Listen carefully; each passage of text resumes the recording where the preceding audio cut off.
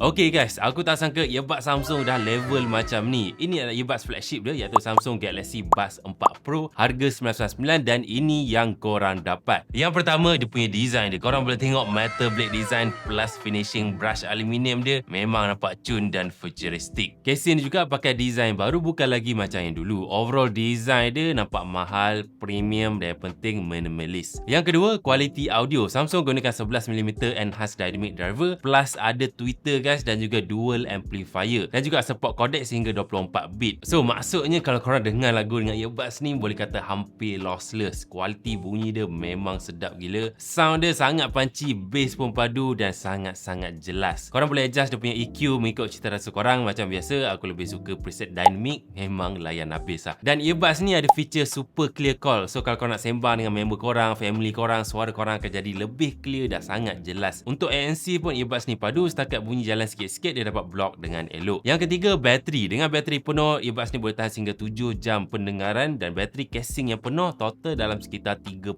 jam. So charge sekali boleh guna sampai 1 minggu. Yang keempat, connectivity dia, earbuds ni dah support Bluetooth 6.1. Latency sangat rendah, sangat stable dan juga ada support feature easy pairing. So kalau kita buka case dekat phone Samsung, terus dia detect dan pairing. Nice. Dan kalau kau nak adjust dia punya setting, boleh download Galaxy Wearable dekat Play Store. App Store Apple tak ada. Dan khas untuk Samsung user, korang dapat extra feature termasuklah AI Translation, AI Agent, Head Gesture dan juga Auto Switch. Apapun, ciri rare yang paling aku suka pada earbuds Samsung adalah voice control. Play music.